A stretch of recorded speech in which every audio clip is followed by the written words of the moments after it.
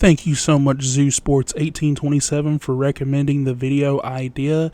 And if you guys have any Pixel and Popcorn video ideas, like covering old video games, movies, or TV shows, comment down below and let me know your thoughts.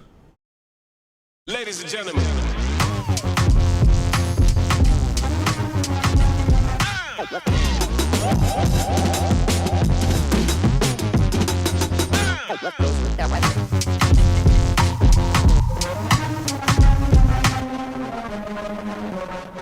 Not have to connect. You gonna clamp him, buddy? Can you get those chicken grates out of the bed? What are you talking about?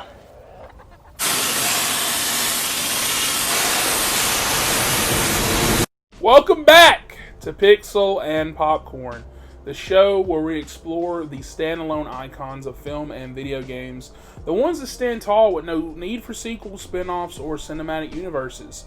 So today, we're looking at a film that's part thriller, part western, and all existential dread.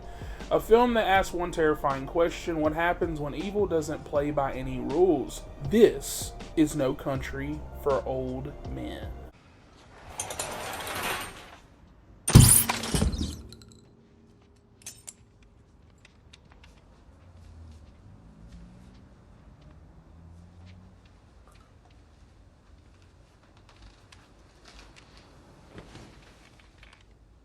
Released in 2007 and directed by Joel and Ethan Coen, No Country for Old Men is based on Cormac McCarthy's novel of the same name. And in many ways, it feels like the kind of story only McCarthy could write.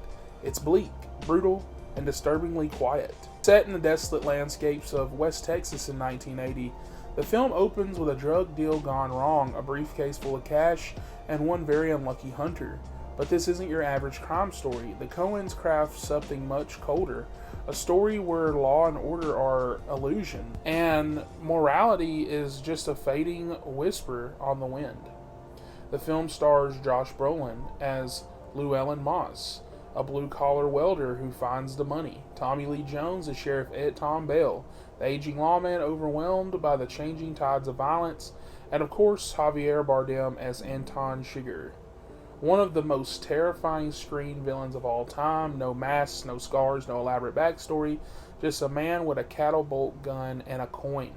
The brilliance of No Country lies in its stillness. There's barely any score. The camera lingers, the violence is fast, it's clinical.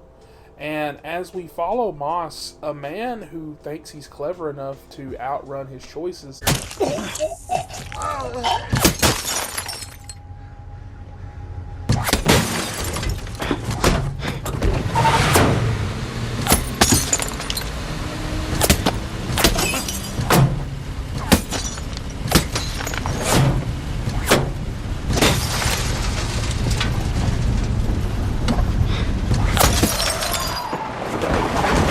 and Chigurh doesn't chase, he stalks, he waits, he flips a coin. But this isn't just a cat and mouse game, it's a meditation on the futility of control. Moss isn't a hero, he's a man who thinks he can beat chaos with caution. And that's exactly what the Coens are deconstructing here, the myth of American individualism. So let's talk about the man himself, Anton Chigurh. The haircut, the voice, the weaponry. Bardem's portrayal is more force of nature than human. The kind of character that isn't evil for a reason, he just is. He represents fate, randomness, inevitability. He doesn't kill out of pleasure, he kills out of principle. His own warped system of order. When he tells people to call the coin, he's not offering them a choice, he's reminding them that they never had one. Chigurh is death itself, not personal, not angry, just final. And when he walks away from that car crash at the end, broken but alive, the message is pretty clear that death doesn't lose, it just keeps going. If Chigurh is death and Moss is ego, then Sheriff Ed Tom Bell is definitely reflection. He doesn't stop the crimes, he barely even intersects with the central plot, but his voice, his dreams, and his perspective frame the entire movie. This isn't a movie about catching the bad guy necessarily, it's about realizing that you can't. Ed Tom is haunted by what he sees, but by what he doesn't understand. He remembers a world where evil had boundaries, rules, Now it's all chaos, drug money, silent weapons, innocent people dying for nothing. He retires not out of failure, but out of weariness, because in a country like this, it's no place for old men.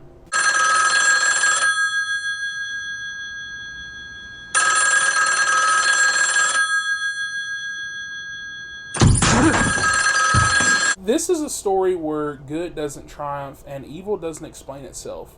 Where silence says more than monologues, the Coens lean into moral ambiguity like few others. The title isn't just a poetic line, it's a thesis. The world is shifting, and the old guard can't make sense of it. There are no traditional arcs. Moss doesn't have a final showdown. Chigurh doesn't get caught. Bell doesn't get redemption, and yet it all feels complete. Because the film isn't about resolution, it's about inevitability.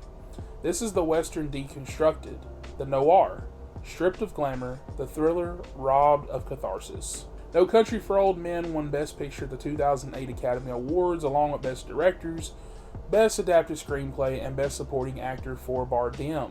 But beyond the trophies, it left a permanent mark on modern cinema. It reminded us that sometimes less is more, that horror doesn't always wear a mask, and that the scariest stories are the ones that feel real. 17 years later, the film still holds up, still unnerving, still cold, still masterful. And with that, that is it for this episode of Pixel and Popcorn. If you enjoyed this deep dive into No Country for Old Men, hit that like button, subscribe, and let us know what standalone film or game you want us to cover next. And remember, sometimes all it takes is a coin flip.